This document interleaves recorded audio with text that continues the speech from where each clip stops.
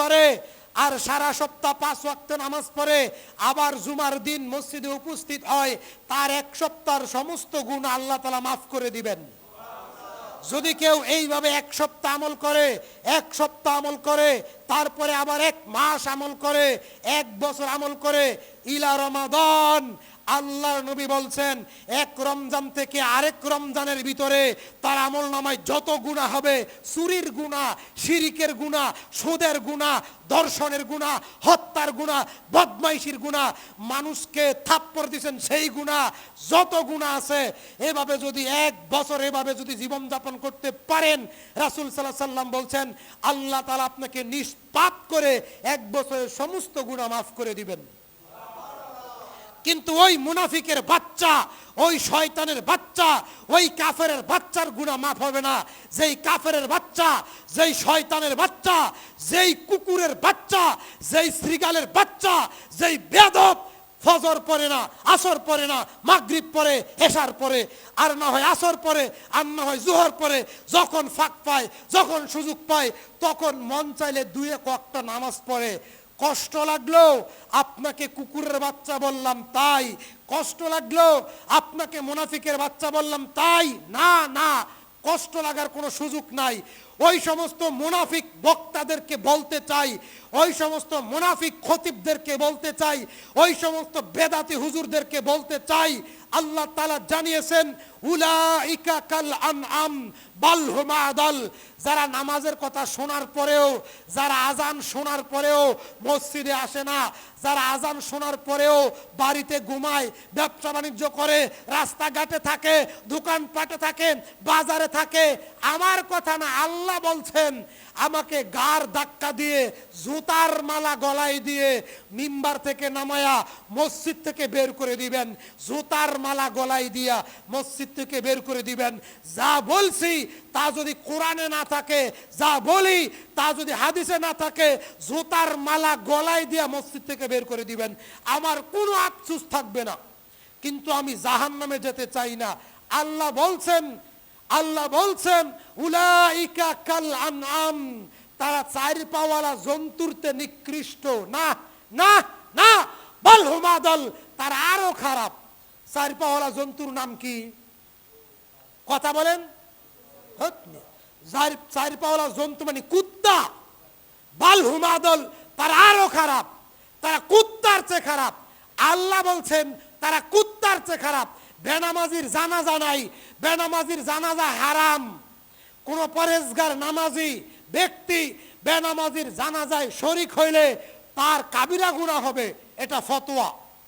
বেনামাজির জানাজা কোন পরেজগার মুসলিম পড়বে না। বেনামাজির জানাজা মুসলমানের গুরুস্থানে হতে পারে না। কোন মদখোরের জানাজা, কোন সুদখোরের জানাজা, কোন হারামখোরের জানাজা, কোন বদমাইশের জানাজা কোন পরেজগার মুসলমান পড়বে না, পড়বে না, পড়বে না। অতএব যারা বেনামাজি, যারা আজান শোনার পরেও মসজিদে পড়ে আসে, তারা মুনাফিক। কথা পরিষ্কার, এটা সূরা আরাফের আয়াত। বাল হুম আদাল উলাইকা কাল আনআম, তারা 4 পাওয়ালা জন্তুর চেয়ে নিকৃষ্ট। বাল হুম আদাল, তারা আরো খারাপ। যারা শুনেও শুনে না, যারা বুঝেও বুঝে না, যারা দেখেও দেখে না, যারা বুঝেও না বুঝার বান করে, যারা শুনেও না শোনার বান করে, যারা দেখেও না দেখার বান করে, আল্লাহ বলছেন উলাইকা কাল আনআম, তারা 4 পাওয়ালা জন্তুর চেয়ে নিকৃষ্ট। বাল হুম আদাল, আরো খারাপ। রাসূল সাল্লাল্লাহু আলাইহি ওয়াসাল্লাম এবং ওমর ইবনুল খাত্তাব রাদিয়াল্লাহু তাআলা আনহু ঘরের ভিতরে বসে ঈমান সম্পর্কে আলোচনা করতেছেন। ঈমান, ঈমানের শাখা কয়টা? কয়টা? 70টা। ঈমানের শাখা কয়টা? কয়টা? 70টা শাখা ঈমানের। সবচেয়ে বড় শাখা লা ইলাহা ইল্লাল্লাহ। সবচেয়ে ছোট শাখা ইমাতাতু আযানিত তরিক, রাস্তা থেকে কষ্টদায়ক বস্তুটা সরাইয়া দেওয়া। এটা ঈমানের সবচেয়ে ছোট শাখা।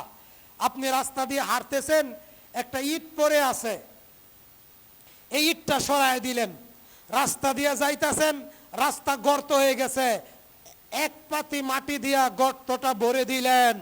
এটা ঈমানের সবচেয়ে ছোট শাখা। যে ব্যক্তি এতটুকু আমল করবে ঈমান নিয়ে, তার জন্য আল্লাহ জান্নাতের ঘোষণা দিয়েছেন। কিভাবে? একজন সাহাবী রাস্তা দিয়ে যাচ্ছিলেন, তিনি দেখলেন রাস্তায় গাছ পড়ে আছে, বুখারীর হাদিস। তখন তিনি এই গাছ কেটে রাস্তা পরিষ্কার করিয়ে দিলেন। আর আমার দেশের নেতারা ক্ষমতায় যাওয়ার আগেই রাস্তার টেকা বুসকা মাইরা খায়। খায় না? খায় না? কথা বলেন। খায়। নেতা হওয়ার আগে, মেম্বার হওয়ার আগে, চেয়ারম্যান হওয়ার আগে, এমপি হওয়ার আগেই তারা কি করে? রাস্তার টেকা খায়, জনগণের টেকা খায়, জনগণের উপরে জুলুম করে, টেন্ডারবাজি করে, সাদাবাজি করে। আর যদি নেতার ছেলে হয়, নেতার ভাতিজা হয়, নেতার ভাগিনা হয়, নেতার চামচা হয়, নেতার পিএস হয়, তাহলে তার ক্ষমতায়, তার দাপটে এলাকায় থাকাই যায় না। আছে না নাই? আছে। আল্লাহর নবীর সাহাবী রাস্তায় গাছ পড়ার পরে এই গাছ কেটে রাস্তা পরিষ্কার করে দিলেন।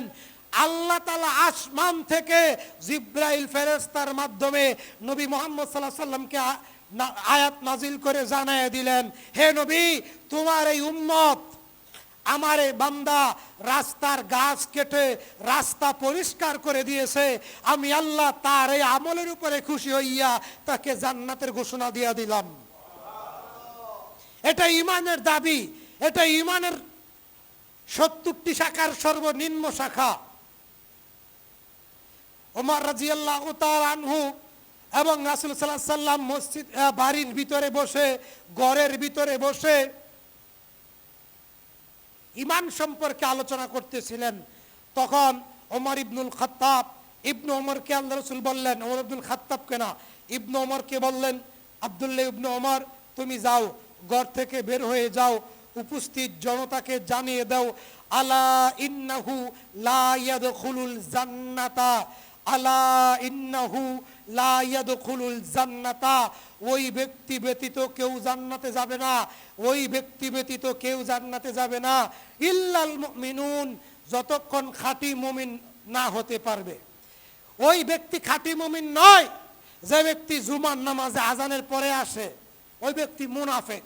ওই ব্যক্তি কি? কথা বলেন। ওই ব্যক্তি মুনাফিক যে ব্যক্তি জুমার দিন আজানের পরে মসজিদে আসে।